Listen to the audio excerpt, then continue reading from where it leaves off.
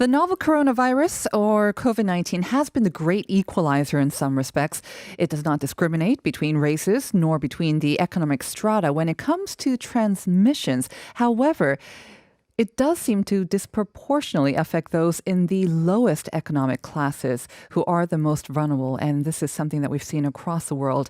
In Korea, one of the subgroups that fall into that lower rung are migrant workers. Many of these workers are vital to the agricultural industry, not to mention small to medium-sized companies. Yet there are issues around whether they're being protected and also assisted in this time of crisis.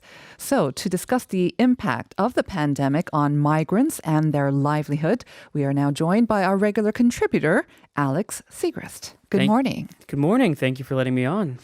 Good to have you back on the show. It is nice. We've missed you.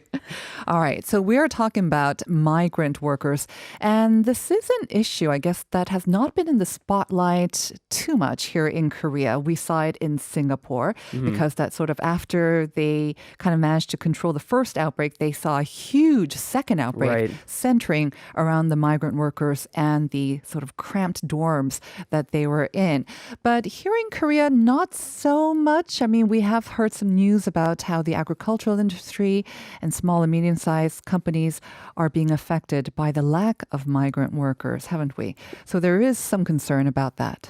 Yeah, so the news has been coming in cycles. Every month or two, you'll see maybe 3 days of news about migrant workers, and then it just kind of goes away because something comes up, such as early May, we talked about it, and then the Itaewon cluster cases started coming up. Right. So I've been noticing that it's just sort of been pushed under the radar a little bit, and my only fear is that something like Singapore happens where we forget about one segment of society, whether it's migrant workers or another part of Korean society, and then that allows a new cluster to form. Right.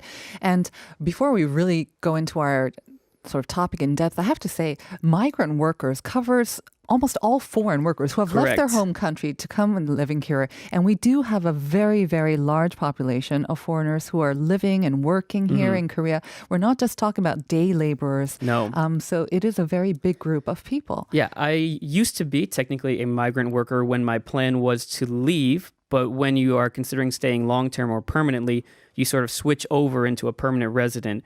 But that includes anyone who's here temporarily, seasonally, coming for work, moving from one place to another. All right. So let's first talk about sort of the economic impact, I guess, of migrant workers and how the pandemic has affected them and how, in turn, it affects the Korean economy.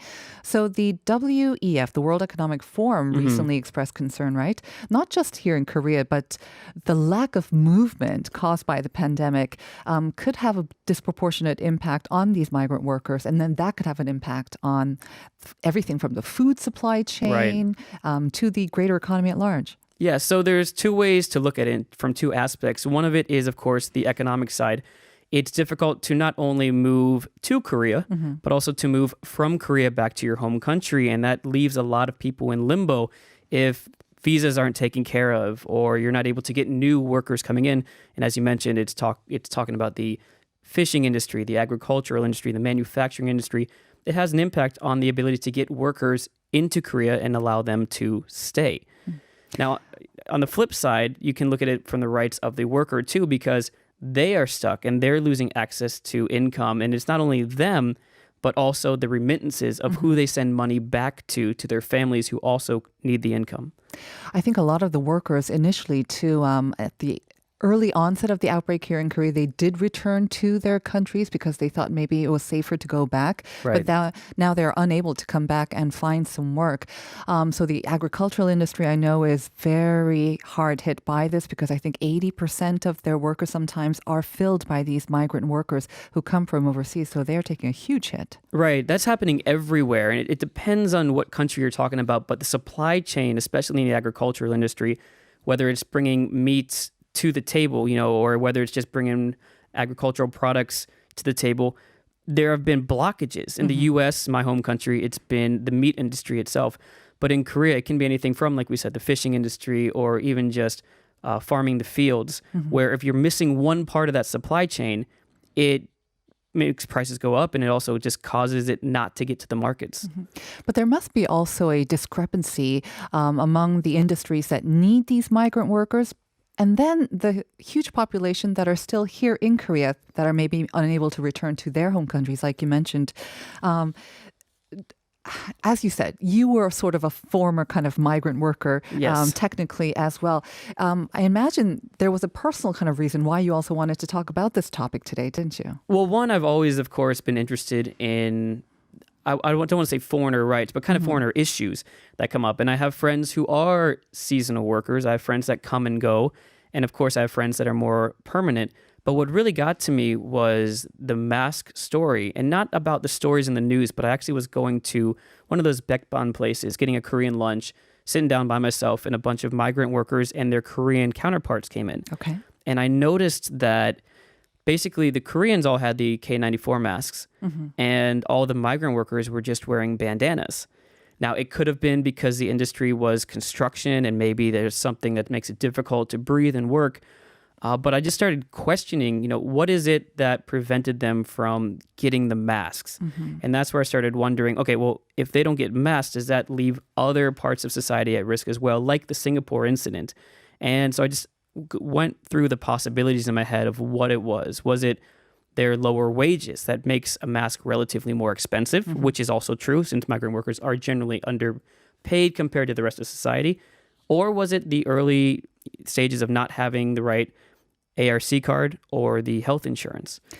I believe at the outset, the pandemic here in Korea, there were difficulties, especially for foreign nationals, to get their hands on the mask, and especially the public masks that were being rationed out. Right. Is that still the problem now? And I know that even those masks, some say that they are expensive as well because they're 1,500 won per mask. So I don't know. Have you had any personal experience getting your hands on those masks as a foreign national?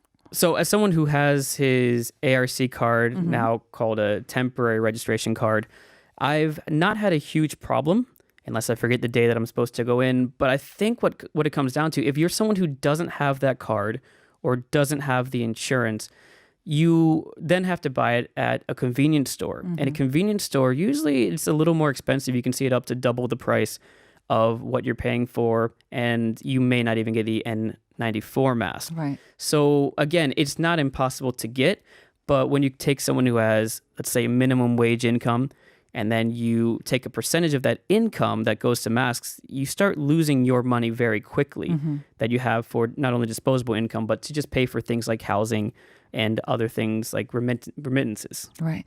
I mean, Korea, we have been mentioning on and on that Korea has handled this pandemic very well, that it's done a great job in controlling it and tracing and also treating those people who do fall ill with it, whether they are Korean or not.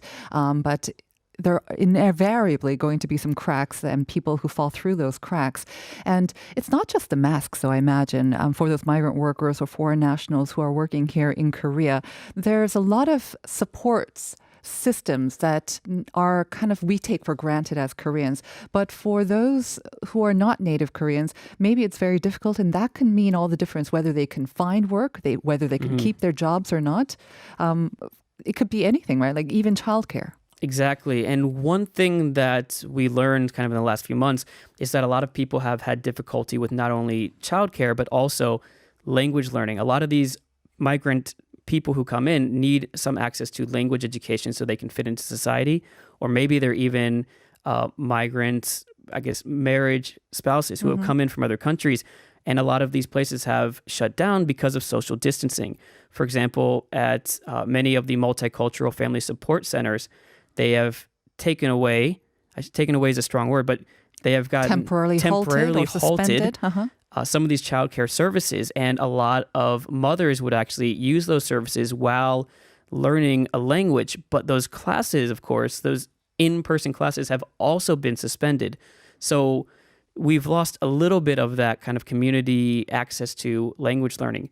Now, there is good news to that, though, and that's part of one of the reasons I wanted to bring this story in, is that some of these multicultural family support centers have actually started to offer online classes as part of their Untouched education programs to make sure that a lot of these foreigners have access to language learning, so it doesn't prevent them from further becoming a part of Korean society. So, for example, if we look at Icheon, that multicultural center used to have 5 classes on the weekends and 15 students in class, and that's 75 people. But because of social distancing, now they can have only 3 in a classroom.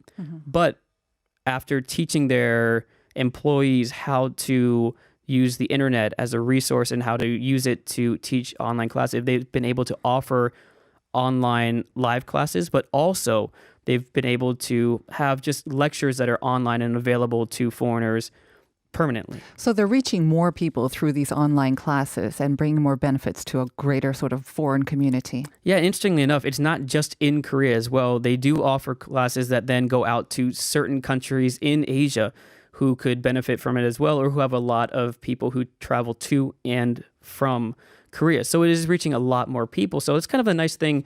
Innovation has really helped bring language learning to more foreigners in the end.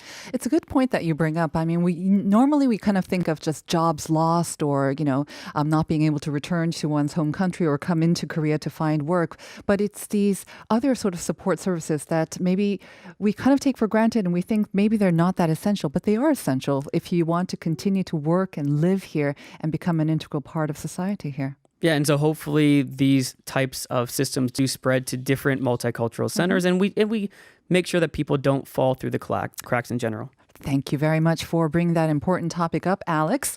I'll see you next week, hopefully. I'll see you then.